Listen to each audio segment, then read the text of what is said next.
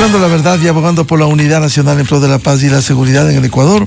Hoy es jueves 15 de enero del 2026. Tenemos previsto en los próximos minutos un diálogo con la secretaria de Seguridad Ciudadana y Riesgos del Distrito Metropolitano, Carolina Andrade, para hablar lo que está ocurriendo en Quito en materia de seguridad. Mientras mantenemos este contacto, quisiera señalar la información de este miércoles en la Corte Nacional de Justicia. El juez nacional Marco Rodríguez es el nuevo presidente encargado de la Corte Nacional, un juez con trayectoria judicial, solo encargado, porque ese es el nivel de la debilidad institucional. Primero, una Corte que no cuenta con los 21 magistrados, jueces nacionales, y los 21 con jueces nacionales. No están completos, faltan 11 jueces nacionales y sus respectivos conjueces, pero al final fue designado en medio de esta inestabilidad institucional y le falta completar los jueces. En la sesión extraordinaria se designó también al juez Alejandro Magno Arteaga como presidente subrogante. Hubo consenso entre 12 jueces titulares y el juez Marco Rodríguez Ruiz fue elegido como presidente encargado. No hubo acuerdo inicial. Ahora quedan estos desafíos. Como bien dijera en sus primeras palabras el presidente encargado de la Corte, hay una crisis que no se puede ocultar en la función judicial, y no de ahora, no de ayer, desde hace mucho tiempo. Primero, en el tema formal, la integración completa de la Corte Nacional, y segundo, el pleno funcionamiento. El compromiso, según el doctor Marco Rodríguez, es lograr el principio, que se respete el principio de independencia, y también que aquí sea mucho más ágil la justicia ecuatoriana, que no sea una quimera, dijo, sino que se logre y se alcance de manera interna y externa. También manifestó su compromiso de democratizar todos los espacios que tiene la presidencia de la Corte Nacional, en la que actuarán de manera equitativa y equilibrada. En conjunto, dijo, vamos a trabajar para devolverle la dignidad y la dimensión de la función judicial. Grandes retos y desafíos, porque sabemos cómo ha venido funcionando la función judicial. Con una circunstancia, si se exige la casuística, ¿cuántos jueces de diverso nivel han sido procesados por participar, por ayudar a la delincuencia organizada, al narcotráfico, que los propios jueces como Curipayo admitieron en los procesos judiciales su culpabilidad? Ellos administran una justicia en donde a confesión de parte, relevo de prueba. Están sentenciados, se comprometieron a devolver dinero que recibieron del narcotráfico. Es decir, es una lucha compleja en medio de una situación grave que vive el Ecuador en materia de seguridad y la violencia que se ha entronizado en nuestro país. Hay una tarea que cumple las fuerzas de seguridad, pero se necesita el acompañamiento de los gobiernos locales que reciben tasa de seguridad, al igual que y principalmente de la justicia ecuatoriana. ¿De qué sirve hacer tareas de inteligencia, operativos de control, aprehensiones de delincuentes con antecedentes penales, si en tan poco tiempo son liberados por la justicia? A veces en horas son liberados por la justicia ecuatoriana. Quedan estos grandes desafíos en el país y en la función judicial para enfrentar y mejorar, darle una respuesta positiva y contundente a la sociedad ecuatoriana, y que no brille la impunidad como se ha visto lamentablemente en el Ecuador. Aquí la impunidad ha sido un denominador común, y por ello la burla que hacen de las leyes, del ordenamiento jurídico, de la justicia ecuatoriana, quienes están vinculados a los grupos delincuenciales organizados que son transnacionales el narcotráfico, la minería ilegal y también la narcopolítica que está conectada con estos sectores que le han hecho tanto daño al país. En el caso de Quito, como publicaba Diario El Universo este miércoles, el CQ5, Centro de Mando Estratégico, funciona para frenar la violencia en la capital. Y el objetivo es gestionar en la ciudad de forma tecnológica y mejorar el tiempo de respuesta ante hechos delictivos. Precisamente las denuncias diarias cuando se produce un atraco, un robo, un asalto, una extorsión, que demora la llegada de la Policía Nacional, a veces 4, 3, 2 horas, simplemente cuando se ha consumado el hecho. Y más grave, si de por medio hay heridos en los hechos cometidos por la delincuencia organizada. Los señores concejales han pedido sociabilizar la propuesta en el territorio con la gente, a fin de que la gente conozca. Esto se debatió esta semana en una sesión del Consejo Extraordinaria, luego de 3 muertes violentas en los primeros 6 días del 2026, como recoge ayer Diario El Universo.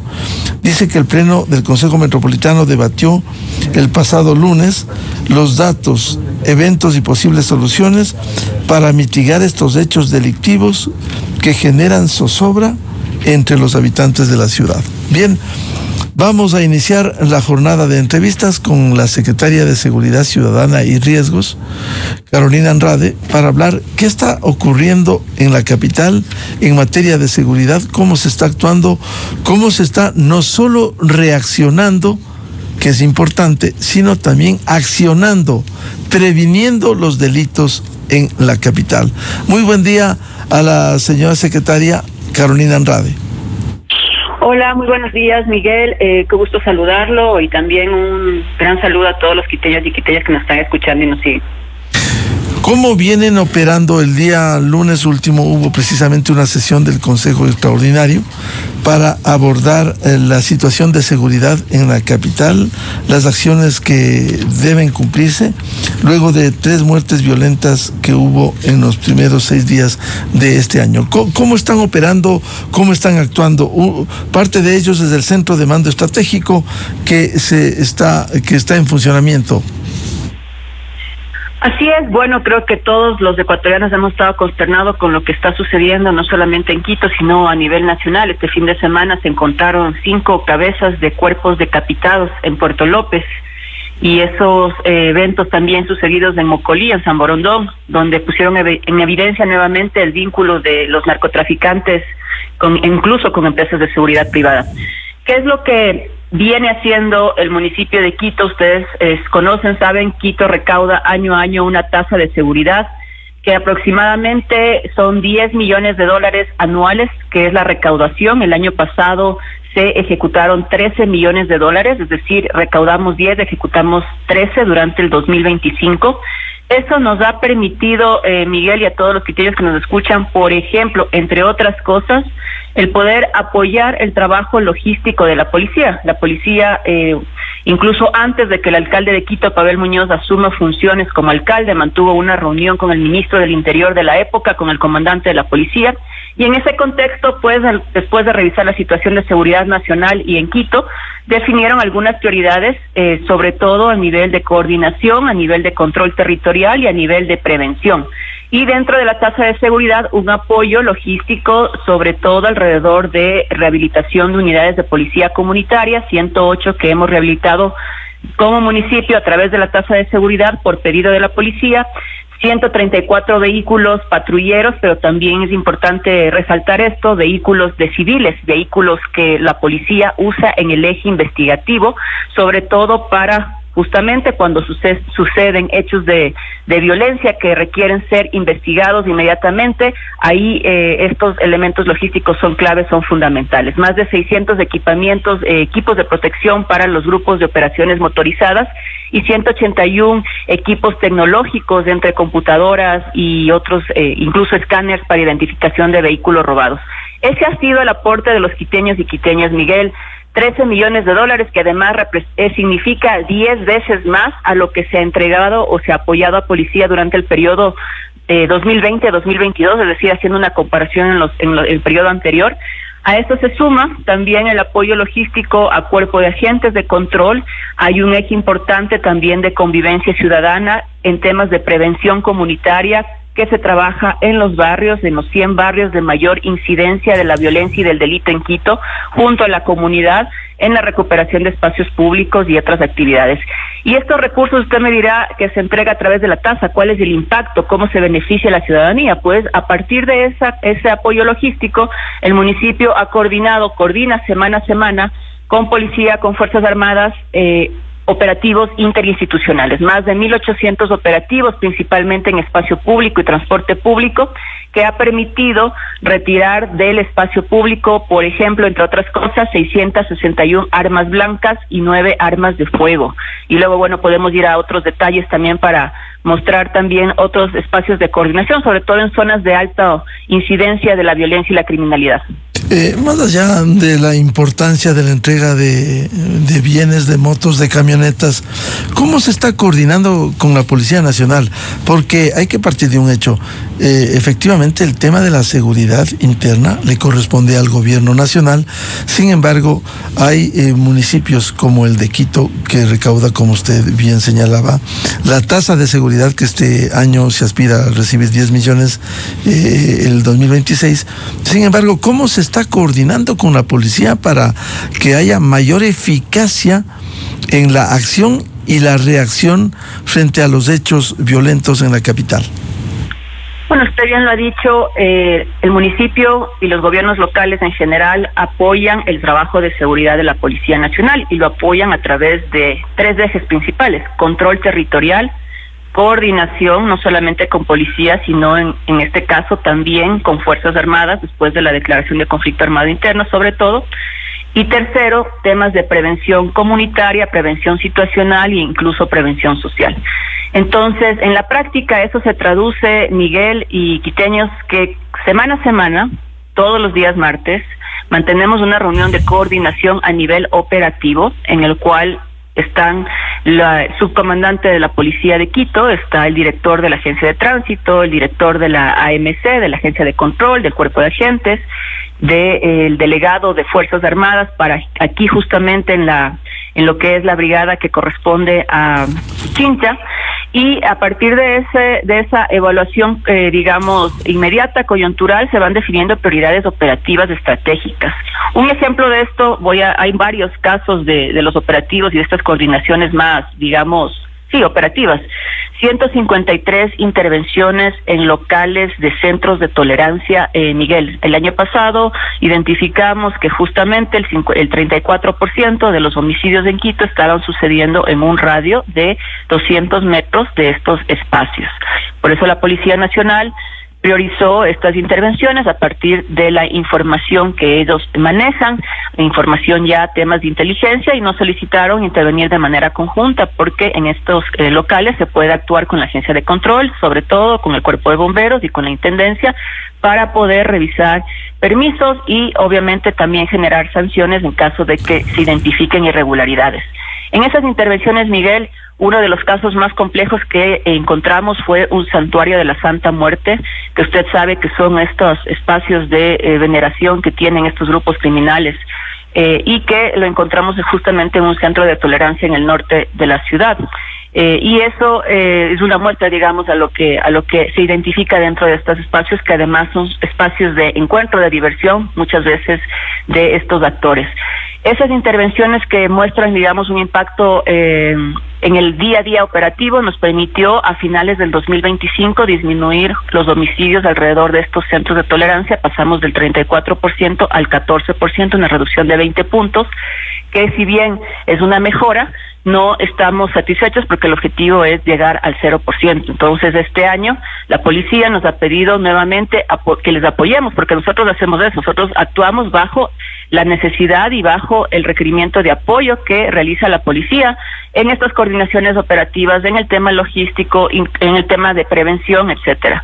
Y de esa forma, pues, en la práctica vamos coordinando y articulando. Esas son las articulaciones más operativas. Ahora, Miguel, no podemos desconocer también, creo que ustedes han visto, es público, la ministra de Gobierno ha dicho que no va a conversar no solamente con el alcalde de Quito, sino con el alcalde de Guayaquil y de Cuenca. Y eso en la práctica se traduce en que no va a conversar con los 3 alcaldes de las 3 principales ciudades, que representan más del 50% de la población. Ahora, si es que hay esa posición negativa de la ministra de Gobierno, algo tiene que hacer el municipio. En la sesión extraordinaria del lunes escuchábamos que se pidió sociabilizar la propuesta en territorio para que la gente conozca en medio de este drama de la inseguridad. Y hubo testimonios en la sesión del Consejo de dirigentes de Pintac, Villaflora, Centro Histórico, Toctiuco, Cotocollao y Kennedy, que pidieron, hicieron algunas demandas. Por ejemplo, que haya una mejor reacción y más inmediata a las emergencias. Hay demora a veces cuando la policía va ante un pedido de auxilio. Operativos a motorizados dedicados al reparto a domicilio, los delivery. Mayor atención por parte de las autoridades frente a estas emergencias que hay. ¿Cómo conectar esta angustia, esta demanda de los barrios, de las comunidades, con la atención desde el municipio de Quito? Bueno, permanentemente estamos nosotros como municipio manteniendo asambleas barriales.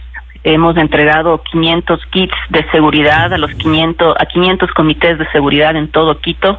Eso ha permitido, y eso también parte de una inversión de la tasa de seguridad, ha permitido fortalecer esa organización barrial y comunitaria que como municipio también nos compete, nos corresponde.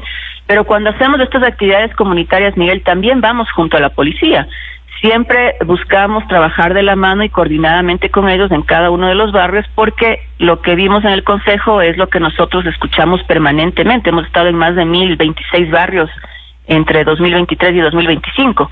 Y permanentemente la comunidad nos manifiesta su preocupación, nos manifiesta sus necesidades, no solamente de los temas de espacio público y los temas de policía, sino también de las necesidades, ¿no es cierto?, alrededor, por ejemplo, de seguir fortaleciendo esta organización barrial y comunitaria, y ahí es cuando vamos activándonos en conjunto con la Policía Nacional.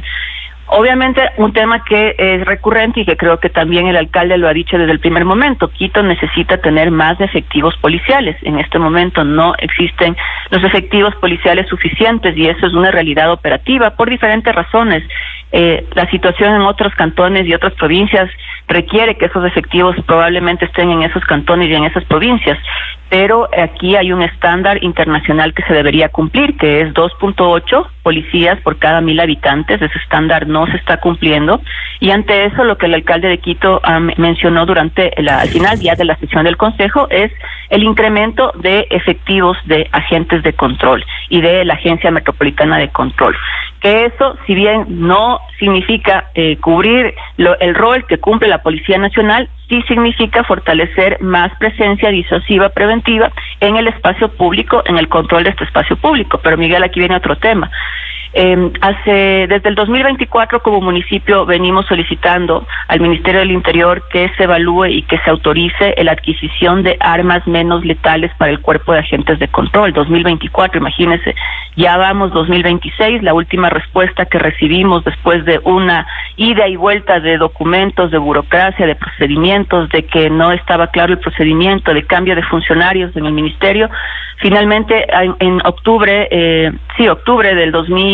noviembre del 2025, nos respondieron oficialmente a través de un oficio, valga la redundancia, que no podían todavía autorizarnos porque estaban revisando la reforma del reglamento. Entonces estamos a la espera de eso, y eso lo que nos va a permitir es que, teniendo la autorización del ente rector nacional de seguridad, en este caso el Ministerio del Interior, nosotros como municipio y como lo estipula el COESCOB y el Acuerdo Ministerial 0011 podamos adquirir estas armas menos letales para nuestros agentes de control, que es una herramienta clave, fundamental en el nuevo contexto en el que está nuestro país, que cada vez se empeora a nivel de homicidios. El año pasado tuvimos 9.100 homicidios y en el cual requerimos dotarles de otras herramientas para el control de espacio público, sobre todo en escenarios que hemos tenido que enfrentar. Hemos tenido que enfrentar algunas aprehensiones a personas sobre todo agresivas, los limpiaparabrisas, ¿no es cierto?, en los cuales se podría justamente hacer uso de estas armas menos letales,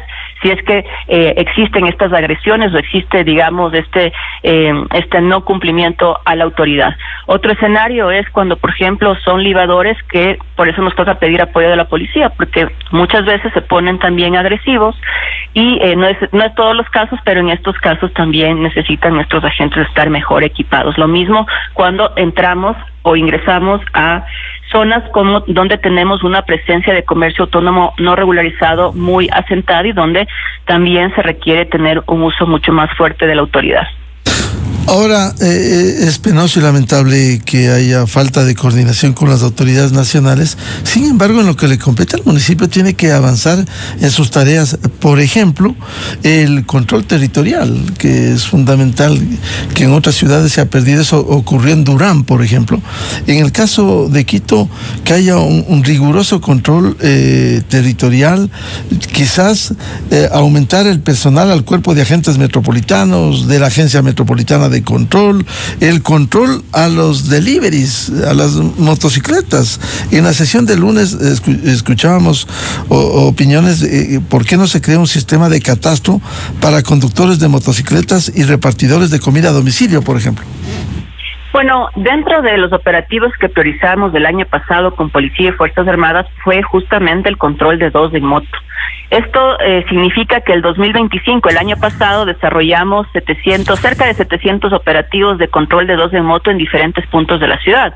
En Quitumo, en la zona rosa, en Solanda, en las Naciones Unidas y en la Chiris, en la parte del Eloy Alfaro, en la zona también de la Jipijapa, en los alrededores de la Plaza de Toros, también en lo que es Carapungo, en Calderón. Esto significó, Miguel, la retención de más de 4.400 motocicletas durante el 2025 que por diverso tipo de infracciones, contravenciones fueron retiradas.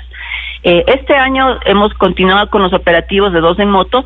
Esto se viene además cumpliendo bajo la ordenanza que se aprobó de control de dos en moto.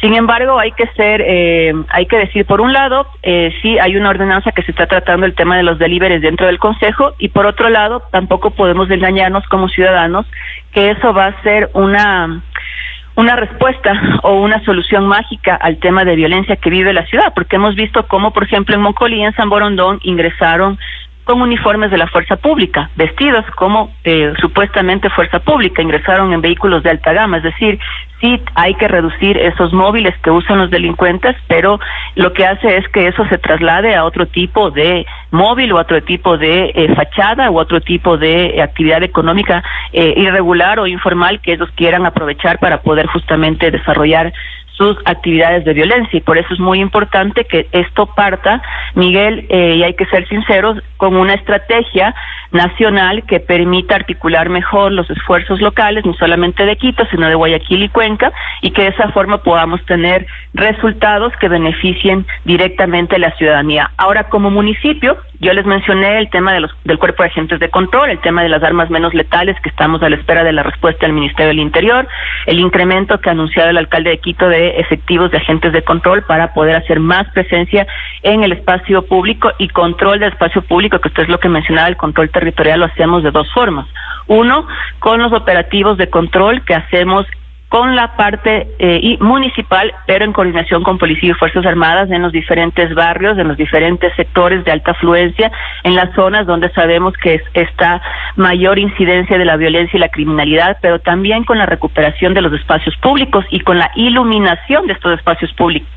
Solamente en el 2025 el municipio intervino 345 parques. Le voy a poner algunos ejemplos: el Parque de los Tubos, el Parque Carolo en el sur de Quito, pero también acá el Parque La Carolina teníamos una tribuna de los chiris, eso fue una intervención en el año 2024, pero teníamos una tribuna de los chiris que se había convertido en un urinario literalmente, no había sido rehabilitado por la alcaldía anterior, el alcalde de Quito lo priorizó, esa tribuna ya no está ahí, permitió que ese espacio además ahora se convierta en un bulevar con unas fuentes que permiten incluso hacer un reconocimiento a la lamentable pérdida de la vida de los 3 periodistas en la frontera norte, y que ahora cuando usted pasa está iluminado, y que ahora cuando usted pasa por ahí la gente está caminando, está corriendo, está disfrutando del espacio público.